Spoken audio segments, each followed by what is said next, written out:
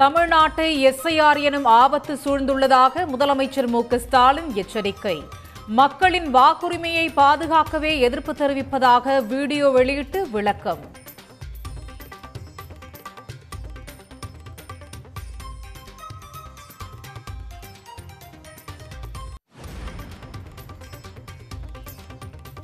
SIR பணிகளில் ஆளும் கட்சி அதிகாரிகளே ஈடுபடுவதாக சாடிய பழனிசாமிக்கு முதலமைச்சர் பதிலடி. தேர்தல் பணிகளில் ஈடுபடுவோர் ஆணையத்தின் கட்டுப்பாட்டிற்குள் சென்று விடுவார்கள் என்ற புரிதலின்றி பேசுவதாக கண்டனம்.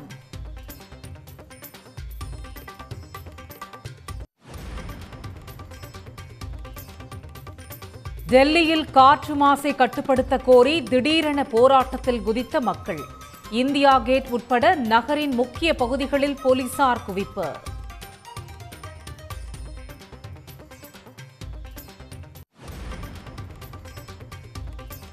பீகார் சட்டமன்ற தேர்தலில் இறுதிக்கட்ட வாக்குப்பதிவுக்கான பரப்புரை ஓய்ந்தது.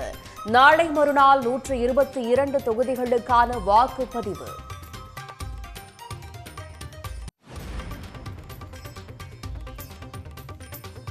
முதற்கட்ட தேர்தலுக்கு முன்பு ஹரியானாவில் இருந்து பீகாருக்கு சிறப்பு ரயில் இயக்கப்பட்டது ஏன்?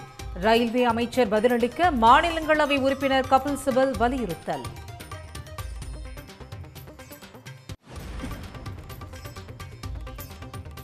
மாலி நாட்டில் தமிழ்நாட்டைச் சேர்ந்த 5 இளைஞர்கள் பயங்கரவாதிகளால் கடத்தல். விரைந்து மீட்க ஒன்றிய மாநில அரசுகள் நடவடிக்கை எடுக்க உறவினர்கள் வலியுறுத்தல்.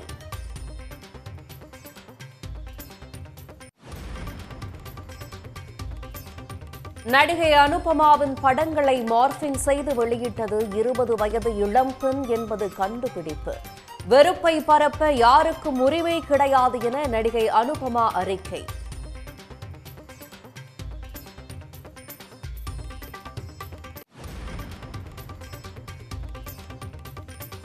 தமிழ்நாட்டில் உள்ள ரேஷன் கடைகளில் கோதுமை தட்டுப்பாடு நிலவுவதாக எடப்பாடி பழனிசாமி குற்றச்சாட்டு.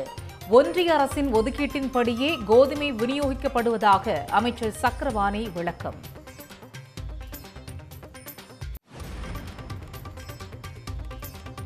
சோதனையை தகர்த்தெறிந்து சாதனை படைக்கும் காலம் விரைவில் வரும். கோபிச்செட்டிப்பாளையத்தில் அதிமுக முன்னாள் அமைச்சர் செங்கோட்டையன் நம்பிக்கை.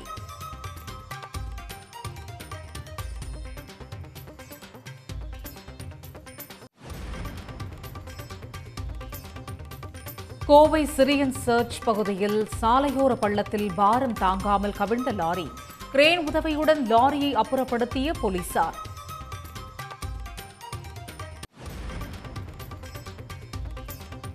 கூடலூர் அருகே களை கட்டிய பழங்குடியின மக்களின் நெற்கதிர் அறுவடை திருவிழா. பாரம்பரிய இசைக்கருவிகள் முழங்க நெற்கதிர்களை ஊர்வலமாக கொண்டு சென்று வழிபாடு.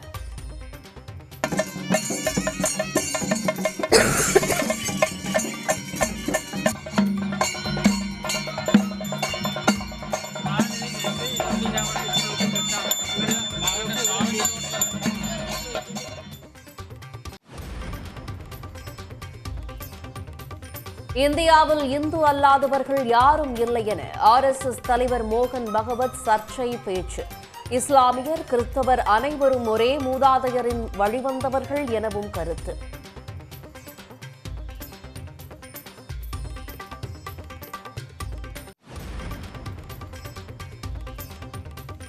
கவுஹாத்தியில் களை கட்டிய விமானப்படையின் 93வது ஆண்டு விழா. வானில் சாகசங்களை நிகழ்த்திய விமானங்களை கண்டு ரசித்த பார்வையாளர்கள்.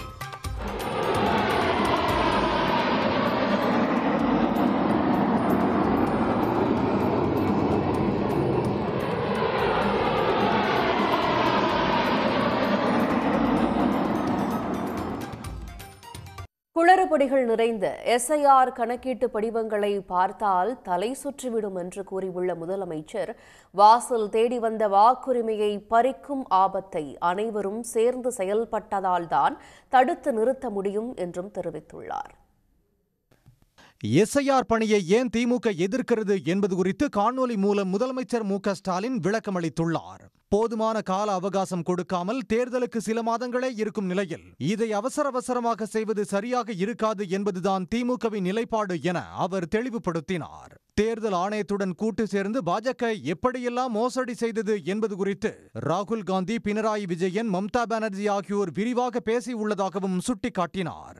எஸ்ஐஆருக்கு எதிராக திமுக சட்ட போராட்டம் நடத்துவதாக கூறிய அவர், எஸ்ஐஆருக்கு எதிராக 11ஆம் தேதி மதச்சார்பற்ற முற்போக்கு கூட்டணி சார்பில் மாவட்ட தலைநகரங்களில் ஆர்ப்பாட்டம் நடைபெற உள்ளதாகவும் கூறினார். மேலும் எஸ்ஐஆர் கணக்கெடுப்பு படிவங்களில் பல்வேறு குளறுபடிகள் இருப்பதாகவும் முதலமைச்சர் குற்றம் சாட்டினார். வாக்காளருடைய உறவினரின் பெயர் கேட்கப்பட்டிருக்கு. உறவினர்னா யாரு? அப்பாவா, அம்மாவா, அண்ணனா, தங்கையா, கணவனா, மனைவியா, பசங்களா, யாரு? எல்லாரும் தானே வாக்காளர் பட்டியல் இருப்பாங்க. இதில் ஏதாவது தெளிவு இருக்கா? வாக்காளருடைய உறவினர் பெயர்னு சொல்லப்பட்டிருக்கக்கூடிய இடத்துல முதல்ல பெயரும் பிறகு வாக்காளரின் புகைப்பட அடையாள அட்டை எண் என்றும் கேட்கப்பட்டிருக்கு. மூன்றாவதாக மீண்டும் உறவினர் பேர்னு கேட்கப்பட்டிருக்கு. முதல்ல யார் பேரை எழுதணும்? எந்த வாக்காளர் விண்ணப்பிக்கிறாரோ அவர் பேரா அல்லது உறவினர் பேரா? சின்ன தப்பு இருந்தால் கூட தேர்தல் ஆணையம் அந்த படிவத்தை ஏற்றுக்காமல் வாக்காளர் பட்டியலிருந்து பெயரை நீக்கிற ஆபத்தும் இருக்குது. நினச்சி பார்க்கவே அச்சமாக இருக்குது. நல்லா படித்து அறிவார்ந்த பெரும் பொறுப்புகள் இருக்கக்கூடியவங்க கூட இந்த கணக்கீட்டு படிவத்தை பார்த்தா அவங்களுக்கு தலை சுத்திடும். எஸ்ஐஆர் பணியில் முதல் கோணல் முற்றிலும் கோணல் என்ற கதையாக அனைத்து இடத்திலும் குழப்பம் இருப்பதாகவும் முதலமைச்சர் சுட்டிக்காட்டியுள்ளார். வாக்குச்சாவடி நிலை அலுவலர்கள் நாள் ஒன்றுக்கு 30 படிவங்களை கூட கொடுப்பதில்லை என்று குற்றம் சாட்டியுள்ள முதலமைச்சர், இது எப்படி ஒரு தொகுதிக்கு 3 லட்சத்துக்கும் மேற்பட்ட படிவங்களை குறுகிய காலத்தில் கொடுத்து வாங்க முடியும் என்றும் கேள்வி எழுப்பியுள்ளார். உங்களுடைய வாக்கு நீக்கப்படுமா என்று கேட்டால் அப்படி ஒரு அபாயம் நிச்சயம் இருக்குது, இல்லைன்னு சொல்லிட முடியாது. அதை தடுக்கணும்னா உங்கள் பகுதிக்குரிய பிஎல்ஓ யாருன்னு கேட்டு அவர்கிட்ட இருந்து கணக்கீட்டு படிவத்தை வாங்கி சரியாக நிரப்பி திரும்ப சமர்ப்பிக்கணும். அதுக்கான ஒப்புகை சீட்டையும் மறக்காமல் வாங்கணும். இதுதான் உங்களுடைய வாக்குரிமையை பாதுகாக்கும். எஸ்ஐஆர் பணி தொடர்பாக திமுக சார்பில் சென்னை அண்ணா அறிவாலயத்தில் அமைக்கப்பட்டுள்ள உதவி மையத்துக்கு பாதிக்கப்படும் மக்கள் அனைவரும் 8064-2000-20 என்ற உதவி எண் மூலம் சந்தேகங்களுக்கு தீர்வு காணலாம் என்றும், தமிழ்நாட்டு மக்களின் வாக்குரிமையை காக்க திமுக தோழனாக துணை நிற்கும் என்றும் அவர் கூறினார். வாசல் தேடி வந்த வாக்குரிமையை பறிக்கும் ஆபத்தை அனைவரும் சேர்ந்து செயல்பட்டால்தான் தடுத்து நிறுத்த முடியும் என்றும் முதலமைச்சர் கூறியுள்ளார். தமிழ்நாட்டை எஸ்ஐஆர் எனும் ஆபத்து சூழ்ந்துள்ளதாக கூறிய முதலமைச்சர் மு க ஸ்டாலின், மக்களின் வாக்குரிமையை பாதுகாக்க கண்ணும் கருத்துமாக பணியாற்ற வேண்டும் என திமுகவினரிடம் கேட்டுக் கொண்டுள்ளார். வாக்காளர் பட்டியல் சிறப்பு திருத்த பணி தொடர்பாக முதலமைச்சர் மு க ஸ்டாலின் தலைமையில் திமுக மாவட்ட செயலாளர்கள் கூட்டம் நடைபெற்றது. காணொலி மூலம் நடைபெற்ற கூட்டத்தில் திமுக மாவட்ட செயலாளர்கள், எம்பிக்கள், எம்எல்ஏக்கள் உள்ளிட்டோர் பங்கேற்றனர். இதில் பேசிய மு க ஸ்டாலின், தமிழ்நாட்டில் மீண்டும் திமுக ஆட்சி அமைத்திடக் கூடாது என்பதற்காக பல்வேறு திட்டமிடல்களை பாஜக செய்து வருவதாக குற்றம் சாட்டினார். வருமான வரித்துறை, அமலாக்கத்துறை, தேர்தல் ஆணையம் என்ற எந்த ஒரு நிறுவனத்தையும் திமுகவுக்கு எதிராக பயன்படுத்த தயாராகி கொண்டிருக்கிறார்கள் என்றும், களம் நம்முடையது என்பதால் யார் வந்தாலும் பார்த்துக் கொள்ளலாம் என்றும் முதலமைச்சர் தெரிவித்தார். எஸ்ஐஆர் குறித்து மக்களிடம் போதுமான விழிப்புணர்வு இல்லை என கூறிய முதலமைச்சர், தகுதியான வாக்காளர் பெயர் வாக்காளர் பட்டியலில் விடுபட்டு போய்விடக் கூடாது என்பதையும் உறுதியுடன் கூறினார்.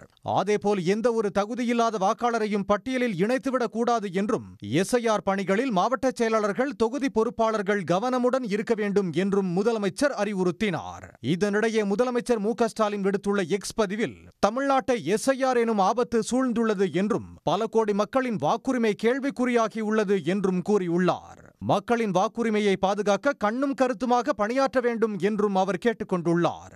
நாளை மறுநாள் மாவட்ட தலைநகரங்களில் எஸ்ஐஆருக்கு எதிரான ஆர்ப்பாட்டங்களை கூட்டணி கட்சிகளுடன் இணைந்து வெற்றிகரமாக நடத்த வேண்டும் என்றும், எஸ்ஐஆர் எனும் சதிவலையில் சிக்காமல் மக்களை காக்க வேண்டிய பொறுப்பு திமுகவினருக்கு உள்ளது என்றும், அனைத்து வாக்குச்சாவடிகளிலும் கண்காணிப்பை பலப்படுத்துவோம், கடமையாற்றுவோம் என்றும் முதலமைச்சர் மு க ஸ்டாலின் தெரிவித்துள்ளார். எஸ்ஐஆர் பணியில் மாநில அரசு அதிகாரிகளை ஈடுபடும் நிலையில் அவற்றை திமுக எதிர்ப்பது ஏன் என எதிர்க்கட்சித் தலைவர் பழனிசாமி கேள்வி எழுப்பியிருந்தார். இந்த நிலையில் தேர்தல் ஆணைய பணிகளில் ஈடுபடும் மாநில அரசு அதிகாரிகளும் ஆணைய கட்டுப்பாட்டில் வந்து விடுவார்கள் என முதலமைச்சர் மு க ஸ்டாலின் பதிலடி கொடுத்துள்ளார். இந்த எஸ்ஐஆர் என்பது மிக மிக முக்கியம். போலி வாக்காளர்களை நீக்குவது, தகுதியான வாக்காளர்களை வாக்காளர் பற்றி இடம்பெற செய்வது, அதுதான் SIR. அதை ஏன் எதுக்குற? அதுல என்ன கஷ்டம் இருக்குது? ஆளுங்கட்சி திமுக கட்சி, ஆளுங்கட்சி சேர்ந்த அரசு அதிகாரிகள் தான் இன்னைக்கு வீடு வீடா வர்றாங்க. எதிர்க்கட்சிகளை சேர்ந்த சில அதிமேதாவிகள் இந்த SIR பணியை நடைமுறைப்படுத்துவது மாநில அரசின் பணியாளர்கள் தான், அப்புறம் ஏன் திமுக எதிர்க்கணும்னு புரிதலற்ற உண்மைக்கு புறமான விவரங்களை வச்சு பேசுகிறாங்க. ஒரு பணியாளரை தேர்தல் ஆணையம் தன்னுடைய பணிக்காக எடுத்த நொடியிலிருந்து அவர் தேர்தல் ஆணையத்துக்கு கட்டுப்பட்டு தான் செயல்படுவாரை ஒழிய மாநில அரசோட கட்டுப்பாட்டில் இருக்க மாட்டார். மக்களை திசை திருப்பினா போதும்னு தவறான தகவலை பரப்பக்கூடாது. என்னத்தையாவது பொய்யை சொல்லி SIR எப்படியாவது நடத்திடலாமா, ஏழை எளிய மக்களுடைய வாக்குரிமையை நீக்கிடலாமான்னு எதிர்க்கட்சிகள் நினைப்பது வேதனைக்குரியது. டெல்லியில் அதிகரித்து வரும் காற்று மாசை கட்டுப்படுத்த வலியுறுத்தியும் ஒன்றிய அரசை கண்டித்தும் இந்தியா கேட் அருகே போராட்டத்தில் ஈடுபட்ட இளைஞர்கள், சமூக ஆர்வலர்களை டெல்லி போலீசார் அதிரடியாக கைது செய்தனர். டெல்லி மாநகரின் பல்வேறு பகுதிகளில் காற்று மாசின் அளவு 400 புள்ளிகளை கடந்துவிட்ட நிலையில் காற்று மாசை கட்டுப்படுத்த உரிய நடவடிக்கை எடுக்காத அரசை கண்டித்து கண்டன ஆர்ப்பாட்டம் நடைபெற்றது. டெல்லி இந்தியா கேட் அருகே கண்டன ஆர்ப்பாட்டம் நடத்த அனுமதி மறுக்கப்பட்டிருந்த நிலையில் தடையை மீறி 1000க்கும் மேற்பட்டோர் திரண்டனர். பொதுமக்கள், இளைஞர்கள், தன்னார்வலர்கள், சூழலியல் ஆர்வலர்கள் கூடி ஒன்றிய அரசுக்கு எதிராக பதாகைகளை ஏந்தி முழக்கங்களை எழுப்பினர். बंद करो, बंद करो, अरे हम अपना अधिकार मांगते, नहीं किसी से भीख मांगते, साफ हवा, साफ हवा, साफ हवा, साफ हवा, आज लगी है बस्ती में. சுவாசிக்க தூய்மையான காற்று தேவை உள்ளிட்ட பல்வேறு வாசகங்களை பதாகைகளில் ஏந்தி பேரணியாக செல்ல முயன்றவர்களை போலீசார் தடுத்ததால் தள்ளுமுள்ளு ஏற்பட்டது. பின்னர் தடை செய்யப்பட்ட பகுதியில் போராட்டத்தில் ஈடுபட்டதாக கைது நடவடிக்கையில் போலீசார் ஈடுபட்டனர்.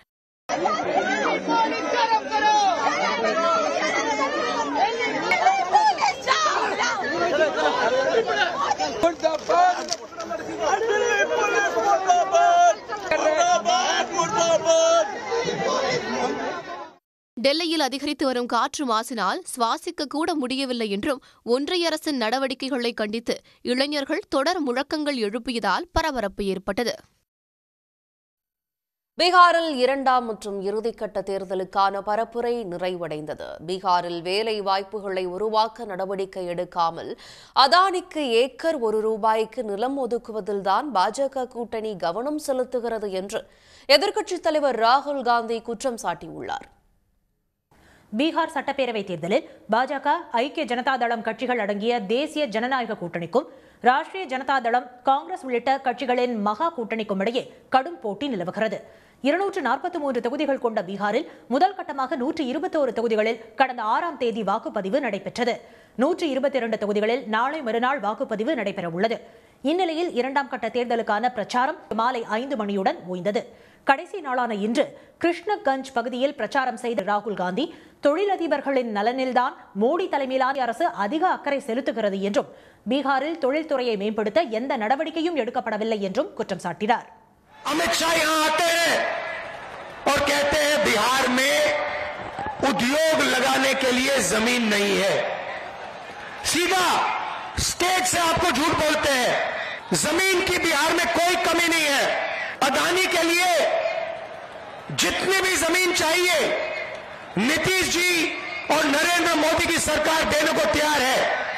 बिहार में 1 एकड़ ₹1 के दाम में अदानी को दिया गया है.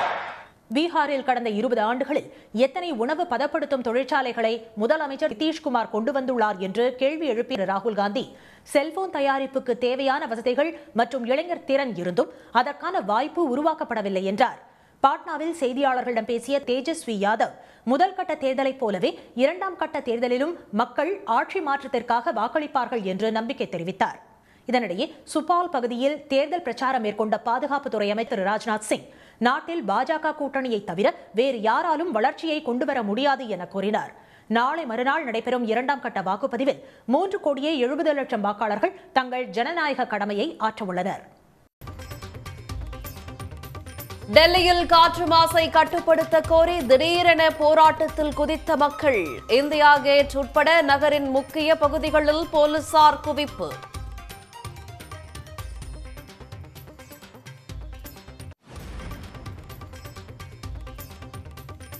தமிழ்நாட்டை எஸ்ஐஆர் எனும் ஆபத்து சூழ்ந்துள்ளதாக முதலமைச்சர் மு.க.ஸ்டாலின் எச்சரிக்கை. மக்களின் வாக்குரிமையை பாதுகாக்கவே எதிர்ப்பு தெரிவிப்பதாக வீடியோ வெளியிட்டு விளக்கம்.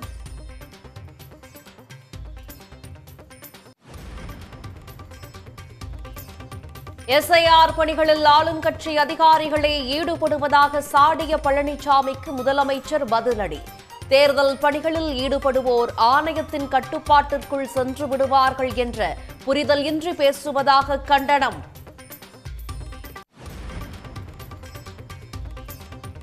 பீகார் சட்டமன்ற தேர்தலில் இறுதிக்கட்ட வாக்குப்பதிவிற்கான பரப்புரை ஓய்ந்தது. நாளை மறுநாள் 122 தொகுதிகளுக்கான வாக்குப்பதிவு.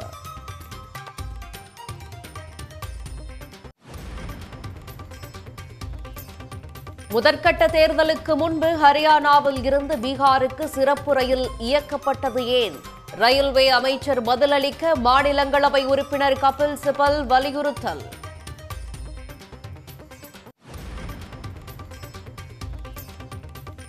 மாலி நாட்டில் தமிழ்நாட்டைச் சேர்ந்த 5 இளைஞர்கள் பயங்கரவாதிகளால் கடத்தல். விரைந்து மீட்க ஒன்றிய மாநில அரசுகள் நடவடிக்கை எடுக்க உறவினர்கள் வலியுறுத்தல்.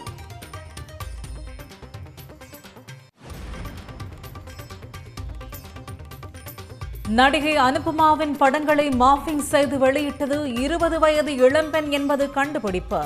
வெறுப்பை பரப்ப யாருக்கும் உரிமை கிடையாது என நடிகை அனுபமா அறிக்கை.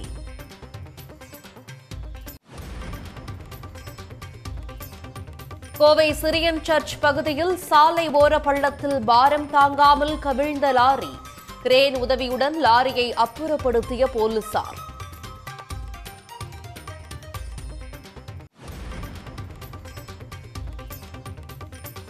கூடலூர் அருகே களை கட்டிய பழங்குடியின மக்களின் நெற்கதிர் அறுவடை திருவிழா. பாரம்பரிய இசைக்கருவிகள் முழங்க நெற்கதிர்களை ஊர்வலமாக கொண்டு சென்று வழிபாடு.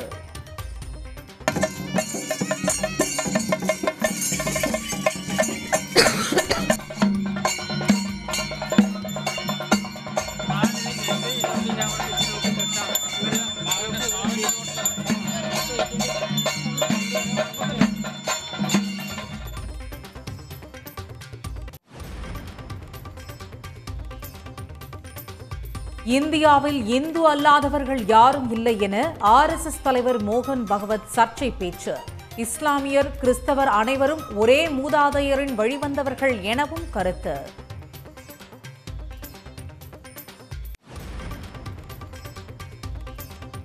கவுஹாத்தியில் களை கட்டிய விமானப்படையின் 93வது ஆண்டு விழா. வானில் சாகசங்களை நிகழ்த்திய விமானங்களை கண்டு ரசித்த பார்வையாளர்கள்.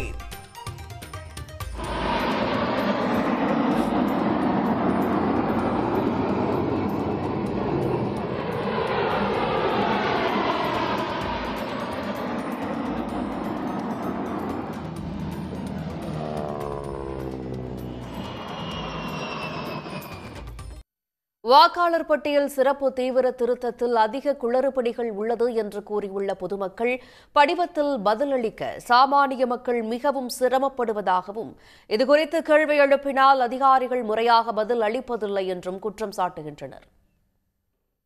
தமிழ்நாடு முழுவதும் வாக்காளர் பட்டியல் சிறப்பு தீவிர திருத்தம் மேற்கொள்ளப்பட்டு வரும் நிலையில் அதில் பல்வேறு குளறுபடிகள் இருப்பதாக பொதுமக்கள் தொடர்ந்து புகார் கூறி வருகின்றனர். இந்நிலையில் சட்டமன்ற தேர்தலுக்கு சில மாதங்களே இருக்கும்போது மக்களை குழப்பி வாக்கு எண்ணிக்கையை குறைக்கவே SIR கொண்டுவரப்பட்டுள்ளதாக பொதுமக்கள் குற்றம் சாட்டுகின்றனர். ஓட்டர் ஐடி கேட்குறாங்க, போட்டா கேட்குறாங்க, ஆதார் அட்டை கேட்குறாங்க. ஒரு சிலர்கிட்ட இருக்கும், இல்லாமல் இருக்கும். ஒரு சிலர் இருப்பாங்க, ஒரு சிலர் ஊருக்கு போயிடுவாங்க. இது மக்களுக்கு அலக்களிப்பாக இருக்குது. எனக்கு தெரிஞ்சது அவங்களுக்கு தெரியலை, அவங்களுக்கு தெரிஞ்சது எனக்கு தெரியலை. பக்கத்து வீட்டுக்காரவங்கிட்ட கேட்டால் அது பதிய தெரியலை, நம்மளுக்கும் பதிய தெரியலை. பாமர மக்கள்லாம் எப்படி பதிவாகன்னு தெரியலை. எனக்கு பதிஞ்சு கொடு, உனக்கு பதிஞ்சு கொடுன்னு ரொம்ப சிரமப்படுறாங்க. இறந்தவங்களை பற்றி கேட்கறதுக்கு அந்த வீட்டில் தானே வந்து கேட்கணும், இவங்க இறந்துருக்காங்களா இல்லையான்னு. இவங்களா ஃபுல்லாக பண்ணிக்கிறாங்க இவங்க இறப்புன்னு சொல்லி. இந்த இடம்பெயர்ந்தவங்க இங்கேருந்து 5 வருஷத்துக்கு முன்னாடி இடம்பெயர்ந்தவங்கன்னு சொல்லி இவங்களா இடம்பெயர்ந்தவங்க சொல்கிறாங்க. ஆனால் அவங்களுக்கு இங்கே ஓட்டு இருக்குது. அப்போ இவ்வளோ நாள் ஓட்டு இருக்கிறவங்களுக்கு இங்கே வந்து பூர்வீகத்து குடிமக்களுக்கு இங்கே சொந்த வீடு இருக்குது, எல்லாமே இங்கே இருக்குது. அப்போ இவங்களை இங்கே நீக்கிறாங்க. இதுக்கு என்ன காரணம்? ஏதோ பதிவு பண்ணணும், ஆதார் அட்டை அது இதுன்னு போட்டோ எடுக்கணும்னு சொல்கிறாங்க. அதனால் வந்து எங்களுக்கு ரொம்ப சிரமமாக இருக்குது. நாங்கள் இங்கேருந்து பஸ் சார்ஜ் 500 ரூபா செலவழித்து போய் அவங்க வராட்டினா நாங்கள் திருப்பி இங்கே வந்து கூலிக்காரவங்க இத்தனை விட அலைய முடியுமா? இந்த திட்டத்தை கொஞ்ச நாள் ஒதுக்கி வச்சுட்டு ஓட்டு எலெக்ஷனாக முடிச்சது அப்புறம் பண்ணுறதுக்கு செய்யுங்க. வாக்காளர் பட்டியல் சிறப்பு தீவிர திட்டத்தை இப்போது ரத்து செய்து சட்டமன்ற தேர்தலுக்கு பிறகு நடத்த வேண்டும் என்ற கோரிக்கையும் எழுந்துள்ளது. வரைக்குமே யாருமே வந்து ஃபார்மே விரும்புவதை கையிலே வச்சுட்டு இருக்காங்க. அது எப்படி ஃபுல்லப் பண்ணுறதுனே அவங்களுக்கு தெரியல. அதுக்கு ஒரு சரியான வழிகாட்டியும் ஒன்றும் கிடையாது. எடுத்த எடுப்பிலே ஒரு மாதத்தில் இது நிறைவேற்றவே முடியாது. ஒரு மாதத்துக்குள்ள நிச்சயமாக அதை வந்து வெற்றிகரமாக திருப்திகரமாக செயல்படுத்த முடியாது. அப்போ அந்த ஒரு மாதத்துக்குள்ளே வெளியில் உள்ளவங்க இங்கே வர முடியல அப்படின்னா அவங்களுடைய வாக்குரிமை பாதிக்கப்படும். அதற்கு பின்னால் அவங்க போய் எலெக்ஷன் கமிஷனில் அதை எடுத்துகிட்டு போய் திரும்ப சரி பண்ணுறதுங்கிறது மிகப்பெரிய பிரச்சனைகளை உருவாக்கும். வேற வீட்டு ஃபார்மை கொண்டு வந்து எங்கள் வீட்டில் கொடுத்துட்றாங்க, எங்கள் வீட்டு ஃபார்மை கொண்டு வந்து வேறு வீட்டில் கொடுத்துட்றாங்க. இது ஃபில்அப் பண்ணுறதுக்கு ரொம்ப சிரமமாக இருக்குது. கேட்டால் இவங்க தான் இருந்தாங்க, நீங்கள் தான் ஃபில்அப் பண்ணி கொடுக்கணும். ஃபோட்டோ கூட முந்தைய அட்டவையும் கேட்குறாங்க, இப்போ உள்ளதையும் கேட்குறாங்க. அந்த பழைய ஃபோட்டோ இப்போ உள்ள ஃபோட்டோலாம் கேட்குறாங்க. ரொம்ப குளறுபடியான விஷயங்கள்லாம் நிறைய நடக்குது. இப்போ கொடுக்குற இந்த பாரம் வந்து படித்தவங்களுக்கு புரியலை. படிக்காதவங்களுக்கு எப்படி சார் அதை நிரப்பி கொடுக்க முடியும்? இது தேவையில்லாதது. ஏன்னா இதனால் பல சிக்கல் வரும். எங்கள் ஓட்டடியில் எங்கள் போட்டா இருக்குது, நாங்கள் போய் ஓட்டு போடுறோம், அடுத்தவங்களா போடுறாங்க. இதே போதுமான ஆதாரம். அதெல்லாம் தேவையில்லை, நீங்கள் இதைத்தான் செய்யணும்னு சொன்னால் நாங்கள் எப்படி சார் செய்கிறது? எலெக்ஷன் பக்கத்தில் வந்துருச்சு. ஒரு 2 மாதம் 3 மாதம் எலெக்ஷன் இருக்கும்போது இதை கொண்டு வந்து கொடுத்தா படிப்பறிவு இல்லாதவங்க எப்படி இதை ஃபில்அப் பண்ணி கொடுப்பாங்க? இது வந்து ஒரு வருஷத்துக்கு முன்னாடி இவங்க தான் பண்ணியிருக்கணும். இவங்க பண்ண தவறுனதுனால இப்போ பாதிப்பு பூரா எங்களுக்கு தான். முந்தி கொடுத்தாங்க லிஸ்ட்டு, போய் ஓட்ட போட்டோம் வந்தோம். இப்படியெல்லாம் பக்கத்து வீட்டில் என்னைக்கு இறந்தாங்க, எத்தனாம் தேதி இருந்தாலும் எங்களுக்கு தெரியாது. எங்கள் வீட்டில் இறந்த தேதியே எங்களுக்கு தெரிய மாட்டேங்குது. உள்ளவங்க வீட்டில் உள்ளவங்க என்னைக்கு இறந்தாங்கன்னே நாங்கள் யோசிச்சு தான் சொல்கிறோம். அடுத்த வீடு பக்கத்து வீட்டில் இறந்தவங்களாம் சொல்லணும்னா நாங்கள் எப்படி சார் சொல்ல முடியும்? இதனிடையே சென்னை அடுத்த மாங்காடு அருகே கெருகம்பாக்கத்தில் தேர்தல் ஆணைய அலுவலர் வீடு வீடாக சென்று படிவங்களை வழங்காமல் நாற்காலியில் அமர்ந்து மனுக்களை வழங்கியது சர்ச்சையை ஏற்படுத்தியுள்ளது. இப்படி இவங்க ஒரு வீட்டுக்கே போகாம 1200 ஓட்டையும் வந்து ஒரு டேபிள்ல உட்கார வச்சுட்டு நீங்க வந்து ஃபார்ம் வாங்கிட்டு போங்க அப்படின்னா ஃபார்ம் வாங்காதவங்களுக்கு அவங்க என்ன ஆன்சர் பண்ணுவாங்க? அப்ப ஃபார்ம் வாங்கி எப்படி எல்லாரும் வந்து வெளியில வந்து ஃபார்ம் வாங்குவாங்க? அவங்க டோர் டு டோர் போகணுங்கிறது தான் அவங்களோட ஸ்பெசிபிக் இன்ஸ்ட்ரக்ஷனே. அதையும் அவங்க ஃபாலோ பண்ணல. அப்ப இதுல வந்து நிறைய ஓட்டர்ஸ் அவங்க இழந்துடுவாங்க. வாக்காளர் பட்டியல் சிறப்பு தீவிர திருத்தம் என்பது தேவையற்ற ஒன்று என்றும் இதனால் தங்கள் வாக்குரிமை கேள்விக்குறியாகியுள்ளதாகவும் பொதுமக்கள் அச்சம் தெரிவிக்கின்றனர். சென்னை வள்ளுவர் கோட்டத்தில் திமுக சார்பில் நடைபெற்று வரும் புத்தக காட்சி இளைஞர்கள் மத்தியில் பெரும் வரவேற்பை பெற்றுள்ளது. திராவிட முன்னேற்றக் கழகம் தொடங்கப்பட்டு 75 ஆண்டுகள் நிறைவுற்றதையொட்டி திமுக 75 அறிவு திருவிழா என்ற நிகழ்வை முதலமைச்சர் மு.க.ஸ்டாலின் நேற்று தொடங்கி வைத்தார்.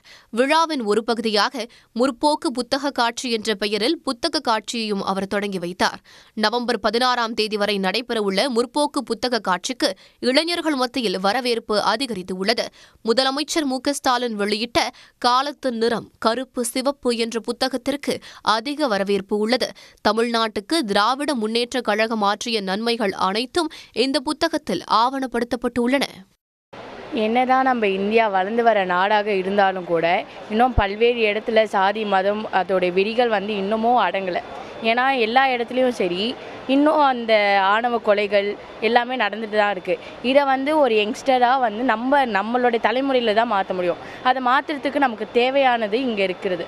இப்போ வந்து நம்ம பெற்றோர்களாக இருக்கட்டும், அதுக்கு முந்தைய மூதாதையர்களாக இருக்கட்டும், எல்லோரும் நமக்கு இந்த சாதி மத வெளியே வந்து ஊட்டி தான் வளர்க்குறாங்க. அதுலேருந்து வெளியே வரணும்னா நம்ம யங்ஸ்டராக இங்கே வந்து இந்த மாதிரி பல புத்தகங்களை படிக்கும்போது தான் நமக்கு தெரியும். ஒரு கொள்கையை பிடிச்சிக்கிட்டு ஒரு தலைவரை வந்து ஏற்றுக்கிட்டாங்க அப்படின்னா நாளைக்கு இந்த சமூகம் வந்து எவ்வளவு நல்லாயிருக்கும் அப்படிங்கிறது நான் சொல்லி தெரியணுங்கிற அவசியம் கிடையாது. இன்றைக்கி நம்ம சமூகத்தில் அப்படி தான் இருக்குது. பொதுவாக வந்து நம்ம தமிழ் சமூகம் வந்து நல்லா வந்து வாசிப்பு நிறைந்த சமூகமாக தான் இருந்துச்சு. பட் இப்போ வந்து அது குறைஞ்ச மாதிரி தெரியுது. அது வந்து இப்போ இந்த அரசாங்கம் வந்து எடுத்து நடத்துகிற இந்த மாதிரியான நடவடிக்கைகள்னால இன்னும் வந்து அதிகமாகணுமோ அப்படிங்கிறது வந்து நம்ம பார்க்க முடியுது. ஸோ அதனால் வந்து இந்த மாதிரியான புத்தக கண்காட்சிகள் இளைஞர்கள் குறிப்பாக வந்து தேடி வந்து எடுத்து படிக்கணும். அதுக்கான முன்னெடுப்புகளை நம்ம வந்து பயன்படுத்திக்கணும் அப்படின்னு நான் நினைக்கிறேன். முற்போக்கு சிந்தனைகளை ஊக்குவிக்கும் புத்தகங்களை மட்டுமே வெளியிடும் பதிப்பகங்கள் இந்த கண்காட்சியில் தங்களின் அரங்குகளை அமைத்திருக்கின்றன. திராவிட இயக்க வரலாறு, தந்தை பெரியார், அம்பேத்கர், அறிஞர் அண்ணா, கலைஞர் உள்ளிட்ட தலைவர்கள் தொடர்பான புத்தகங்கள் இந்த கண்காட்சியில் இடம்பெற்றுள்ளன. பெண்ணியம் சார்ந்த புத்தகங்கள், இளைஞர்களுக்கு அரசியல் புரிதலை ஏற்படுத்தும் புத்தகங்களும் விற்பனைக்கு வைக்கப்பட்டிருக்கின்றன. தமிழ் திரைப்படங்களில் நடிக்கும் முன்னணி நடிகர்களுக்கு வருவாயில் மட்டுமே பங்கு அளிப்பது என்பது உள்ளிட்ட 23 தீர்மானங்கள் திரைப்பட தயாரிப்பாளர்கள் சங்க பொதுக்குழுவில் நிறைவேற்றப்பட்டுள்ளது. சென்னை எழும்பூரில் உள்ள தனியார் மண்டபத்தில் தமிழ் திரைப்பட தயாரிப்பாளர்கள் சங்கத்தின் பொதுக்குழு கூட்டம் நடைபெற்றது.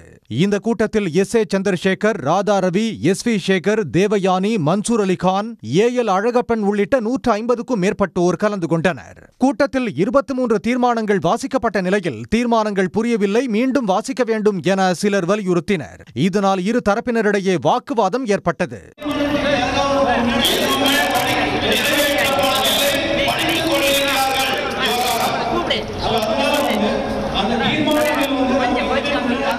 பின்னர் 23 தீர்மானங்கள் மீண்டும் வாசிக்கப்பட்டு நிறைவேற்றப்பட்டன. குறிப்பாக பெரிய பட்ஜெட் படங்களில் நடிக்கும் முன்னணி நடிகர்களுக்கு வருவாய் பங்கீடு மட்டுமே வழங்கப்படும் என்றும், வெப் சீரிஸ்களுக்கு முக்கியத்துவம் அளிக்கும் நடிகர்கள், இயக்குநர்கள், முன்னணி தொழில்நுட்ப கலைஞர்களுக்கு சம்பந்தப்பட்ட சங்கங்கள் ஒத்துழைப்பு வழங்கக்கூடாது என்றும், அவர்களின் திரைப்படங்களை திரையரங்குகளில் திரையிடக்கூடாது என திரையரங்க உரிமையாளர்கள் சங்கத்தை வலியுறுத்தியும் தீர்மானம் நிறைவேற்றப்பட்டது. ஆன்லைன் டிக்கெட் முன்பதிவை தமிழ்நாடு அரசை ஏற்று நடத்த வேண்டும் என்றும், விமர்சனம் என்ற பெயரில் வரம்பு மீறும் யூடியூபர்கள் மீது சட்ட ரீதியாக நடவடிக்கை எடுக்கப்படும் என்றும், முன்னணி நடிகர்களின் திரைப்படங்களை 8 வாரங்களுக்கு பிறகே OTT-யில் வெளியிட வேண்டும் என்றும் தீர்மானம் நிறைவேற்றப்பட்டது. உடனுக்குடன் செய்திகளை தெரிந்து கொள்ள சன் நியூஸ் பெல் ஐகானை கிளிக் பண்ணுங்க.